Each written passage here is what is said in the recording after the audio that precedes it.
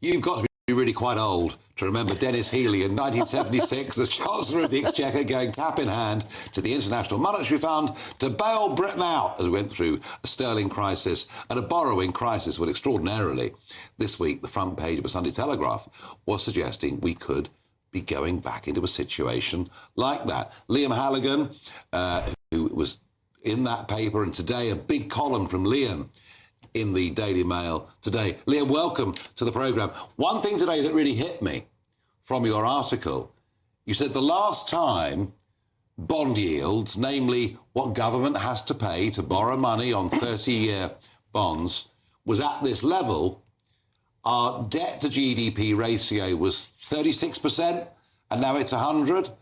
I mean, from reading your piece today, you really believe we're in deep trouble, don't you? I do, Nigel, and you know me well enough that you'll believe me when I say it gives me no pleasure to say that we're deeply in trouble. And also, I think, to be fair and even-handed, it's worth saying that Labour had a really bad economic inheritance from the Tories. National debt was already approaching 100% of GDP when the Tories left office.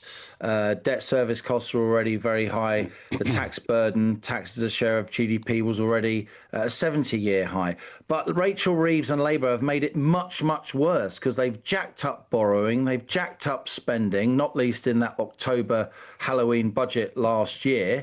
They jacked up borrowing and spending again in April, and they're going to do the same this coming October, November, the next budget. And guess what?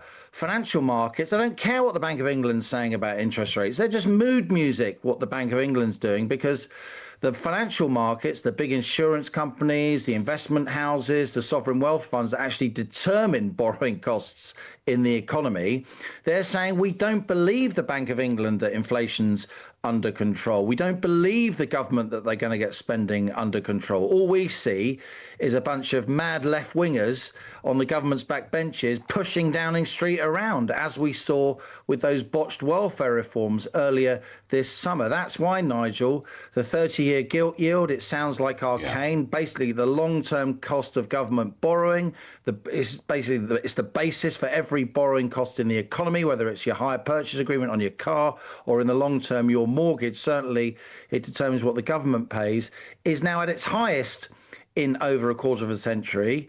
Yes, Blair came in on a big majority with a high gilt yield, but he had government debt of just 36% of GDP. When you're paying a massive gilt yield on 100% of GDP, your debt service costs go through the roof. That's why, Nigel, we're now paying more on debt interest. The government's paying more on debt interest than we spend on schools. Twice what we spend on education. We talk about a 50 billion black hole. We may have to all pay 50 billion quid's worth more of taxes this October. Guess what? That's just half our debt service bill. Yeah, just half. I know. So, Liam, we're in this mess, but Rachel Reeves has another budget in the autumn. Perhaps she can turn this round. Well, if she comes to the House and doesn't address what's happening on financial markets, if she just ignores it, if she just, stays in line with the sort of youthful advisors around her who just say, oh, don't worry, bond yields are going up across the country, unless she acknowledges that government borrowing costs now in the UK are well beyond where they are in Greece, Spain, Italy. Nice places to go on holiday, not necessarily paragons of virtue when it comes to budgetary discipline, with respect to my Greek, Spanish and Italian friends. Bond yields are now way above where they were at the height of the mini budget crisis under Liz Truss. Do you hear that from other broadcasters? No, you don't. I know. Why? Why is it not being discussed?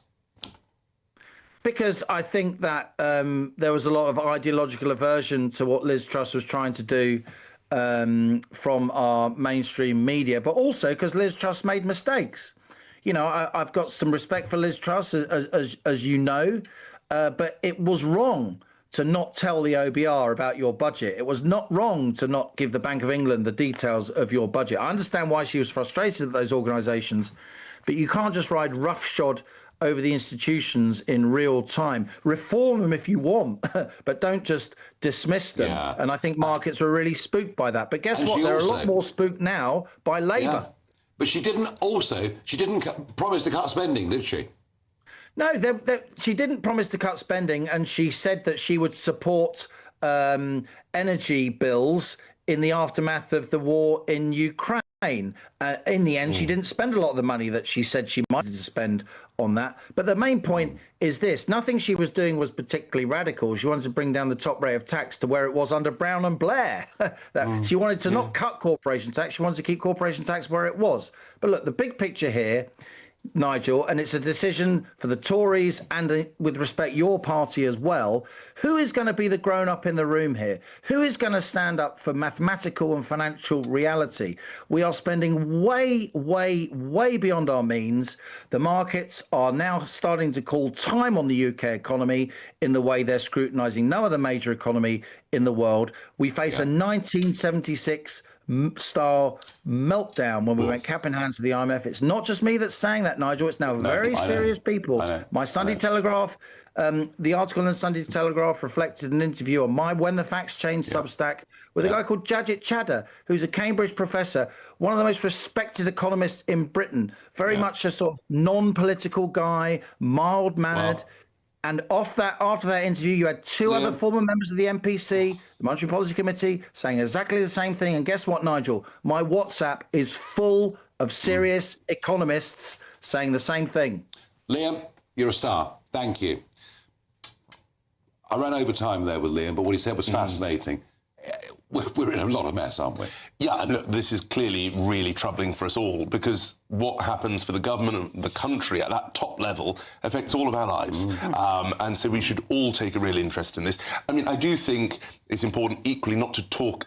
I'm not here to defend the government, but it's important not to talk the country down equally. You know, back then, when we last went to the IMF, our currency, our exchange rate with the dollar had gone from 260 to 160, so huge shift. That's not happened recently. Where we are now. But you know, I think the amount of borrowing is really troubling. Well, it is very worrying, and I don't think we've properly recovered from the 2008 crash, which has, had impact all around the world. I mean, I know it's only tiny, but we are still one of the fastest growing economies in the G7. Yeah, but well, we might be, Joe, but we've also got the highest inflation, so you've got to weigh all these things up. I know you have, but I think Ranald's right.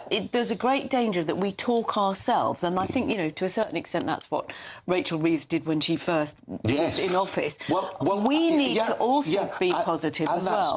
That speech from the things that can only get worse. Speech that we got from the Prime Minister is absolutely so I think we must avoid the doom loop, but it is rather worrying. We shouldn't talk ourselves into negativity, but I tell you what, Liam Halligan, it tries to be pretty accurate and what he does and what he said there he meant. To my great panel, thank you very much to you at home for watching and for listening. Thank you.